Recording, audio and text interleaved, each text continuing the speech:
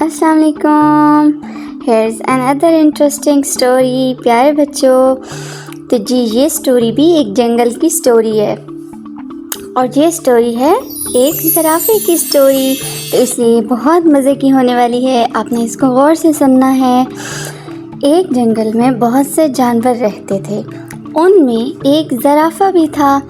آپ نے زرافہ دیکھا ہوا ہے جو قد کاٹ اور ڈیل ڈول میں بہت بڑا ہوتا ہے.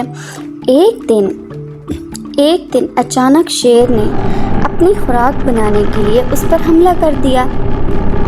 زرافے کی گردن جو کہ بہت لمبی ہوتی ہے، اسے شہرگ سے نہیں پکڑا جا سکتا، مطلب کہ اس کو گردن سے نہیں پکڑ سکتے، اسی لیے شیر نے اس پر پیچھے سے حملہ کیا.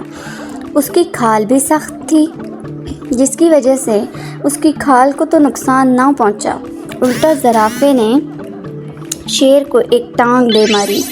ٹانگ سیدھی شیر کے سینے میں لگی اور وہ گر کر تڑپنے لگا. زرافے نے غصے میں اس پر اپنی دوسری ٹانگ سے حملہ کیا، جس سے شیر وہیں تڑپ کر مر گیا. اب تو زرافہ غرور سے اکڑنے لگا کہ میں نے شیر کو مار دیا ہے، اور دوسرے جانوروں کو حقیر سمجھنے لگا. ان کو الٹے سیدھے ناموں سے پکارتا، ان کو تنگ کرتا. اب سب جانور زرافے سے ڈرنے لگے. ایک دن کچھ جانور لومڑی کے پاس آئے. آپ کو پتہ ہے نا، لومڑی بہت چالاک ہوتی ہے، اس کے پاس بہت سے پلانز ہوتے ہیں. انہوں نے زرافے کی شکایت کرتے ہوئے کہا کہ لومڑی انہیں زرافے کی دہشت سے نجات دلانے کا کوئی طریقہ ڈھونڈے. اب تو دوسرے شیر بھی اس سے ڈرنے لگے تھے. زیبرے نے روتے ہوئے کہا، بھی لومڑی، زرافہ مجھے لائنوں والا گدھا کہتا ہے، اور یہ بھی کہتا ہے کہ تم میں اور گدھے میں کوئی فرق نہیں ہے، صرف لائنوں کی وجہ سے تم عقل مند نہیں بن سکتے.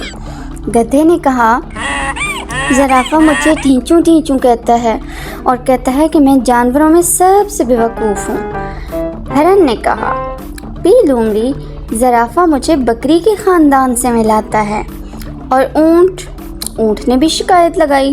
اس نے منہ اونچا کیا اور کہنے لگا، زرافے نے مجھے کہا کہ میری طرح بن جانے سے تم بہادر نہیں بن سکتے، مجھے تو تم بیمار لگتے ہو. دیکھو یہ پھوڑا ہے جسے تم کوہان کہتے ہو، یہ دراصل تمہاری بیماری ہے. بس چپ کرو، زرافے کی سب باتیں اسے مغرور ثابت کرتی ہیں، مجھے اس کا بندوبست کرنا ہوگا، لومڑی نے کہا. کچھ سوچتے ہوئے لومڑی جان بوجھ کر زرافے کے سامنے گئی. زرافے کا دھیان اس کی طرف گیا ہی تھا کہ لومڑی زور زور سے ہنستی ہوئی ایک طرف چلی گئی. زرافے کو بہت غصہ آیا. اگلے دن پھر یہی ہوا. لومڑی نے اسے دیکھا تو زرافہ اور بھی تل ملایا. 2-4 دن چھوڑ کر لومڑی نے پھر یہی کیا، جس سے زرافہ جل بھن گیا. اس نے پوچھا کہ مجھے دیکھ کر ہنستی کیوں ہو؟ ایک دن پھر کیا ہوا کہ اس نے لومڑی کو پھر سے یہ بات پوچھی کہ تم میری طرف دیکھ کر ہنستی کیوں ہو؟ اس پر لومڑی نے کہا کہ جناب، جنگل میں جانور طرح طرح کی باتیں کر رہے تھے کہ ایک خوبصورت بٹھنگا، دراز قد، لمبی سی گردن، چھوٹا سا منہ، 4 ٹیڑھے پاؤں، اتنا بڑا بدن اور چھوٹی سی دم والا ایک جانور ہے. میں جب تمہیں دیکھتی ہوں تو مجھے ہنسی آ جاتی ہے.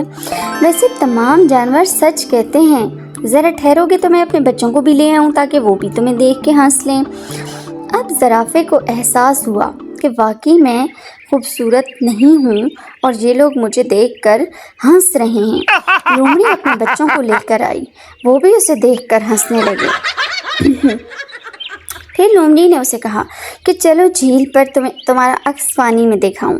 پانی میں اپنا عکس دیکھ کر زرافے کو شرمندگی محسوس ہوئی، اور اس نے دل میں سوچا کہ میں خود بہت ساری چیزوں میں نامکمل ہوں، تو میں کیسے دوسرے جانوروں کا مذاق اڑا رہا تھا.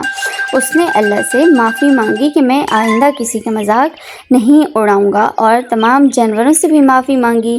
اس کے بعد سب جانور ہنسی خوشی رہنے لگ گئے. تو جی آج کا کیا لیسن ہے کہ کسی کو برے نام سے نہیں بلاتے، اور دوسروں کے عیب نہیں دیکھتے، بلکہ اپنے عیب دیکھتے ہیں تاکہ اپنی کریکشن کر سکیں.